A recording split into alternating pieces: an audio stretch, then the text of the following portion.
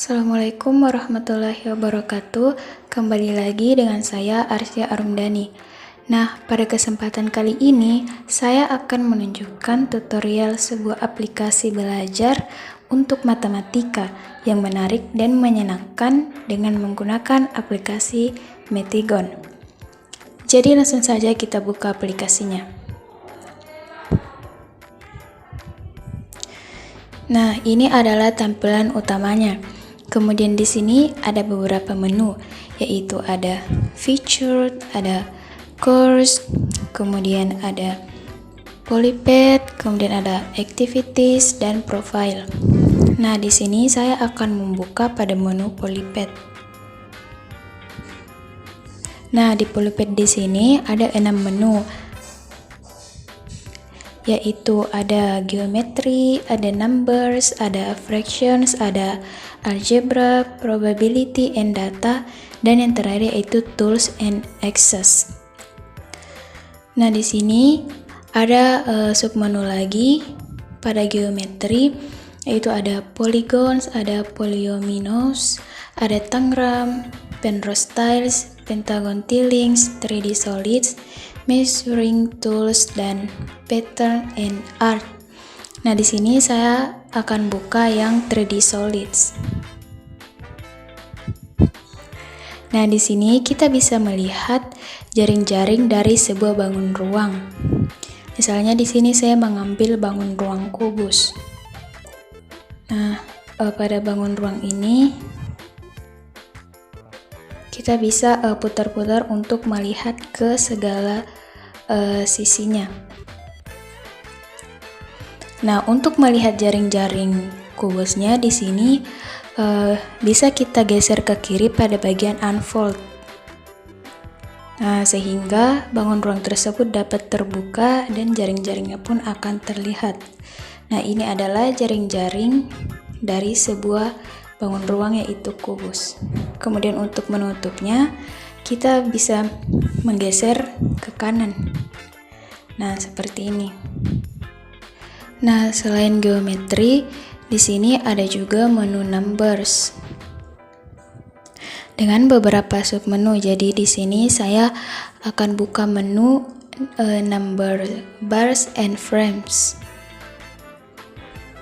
Nah, di sini kita bisa buat pembelajaran untuk materi penjumlahan, misalnya pada siswa sekolah dasar. Misalnya di sini kita ambil bars pada angka 10. Nah, lalu kita mengambil bars pada angka 5.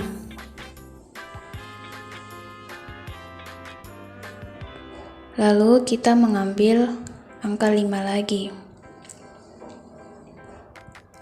Nah, di sini bisa kita lihat bahwa bars 10, kemudian ada 2 bars angka 5 itu sejajar.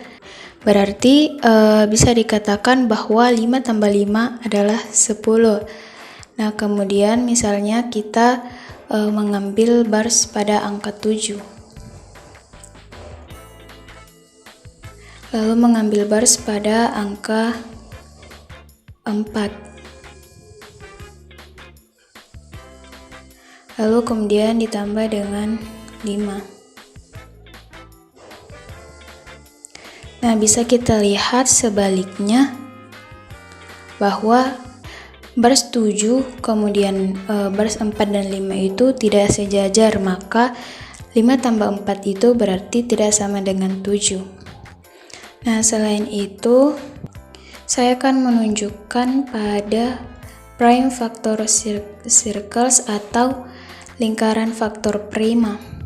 Nah, bisa kita lihat untuk yang hanya satu warna dan tidak terbagi menjadi beberapa bagian adalah bilangan prima seperti 2, 3, 5, 7, 11, dan seterusnya.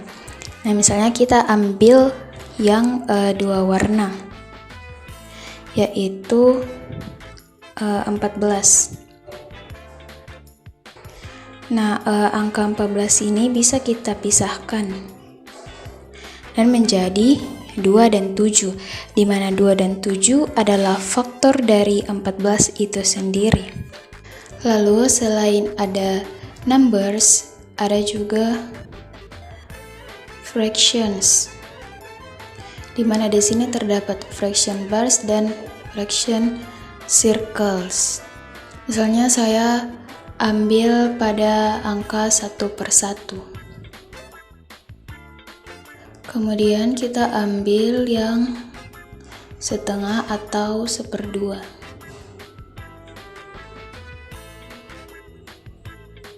Nah, 2/2 ini hasilnya adalah 1.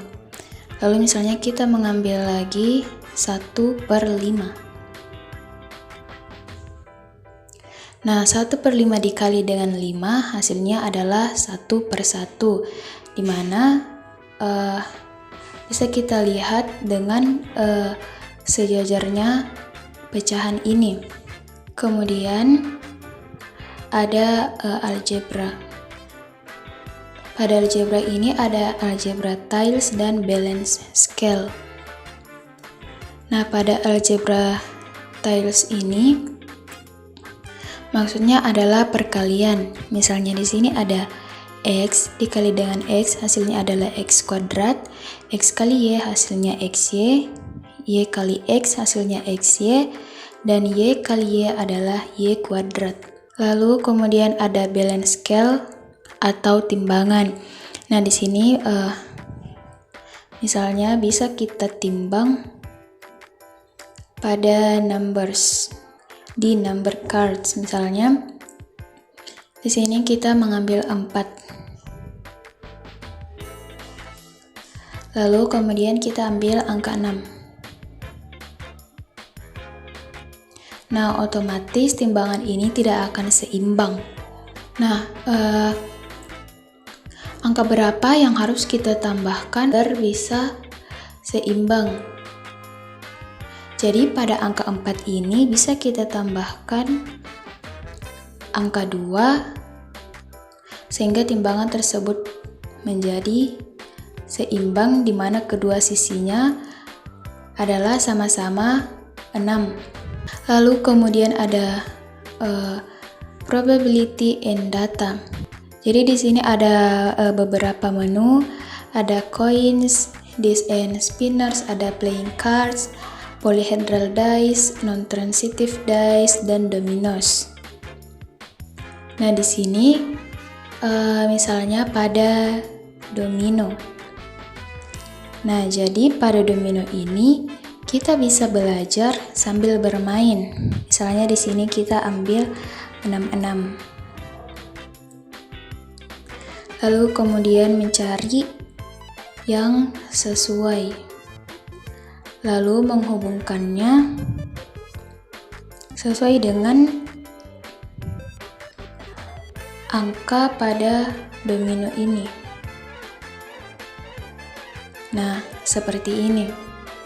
Yang terakhir ada tools and access. Di sini ada number line atau garis bilangan. Nah, jadi tampilannya seperti ini, garis bilangannya. Nah,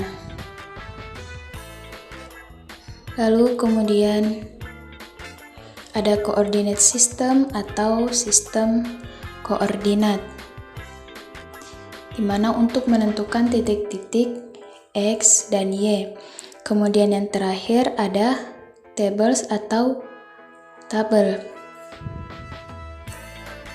Nah, setelah mempelajari aplikasi Metegon ini, maka bisa kita katakan bahwa menggunakan aplikasi Metegon ini dalam pembelajaran matematika sangat menarik dan menyenangkan. Nah, baiklah, cukup sekian video dari saya. Semoga video ini dapat bermanfaat. Saya akhiri dengan wabillahi taufiq wal hidayah. Wassalamualaikum warahmatullahi wabarakatuh.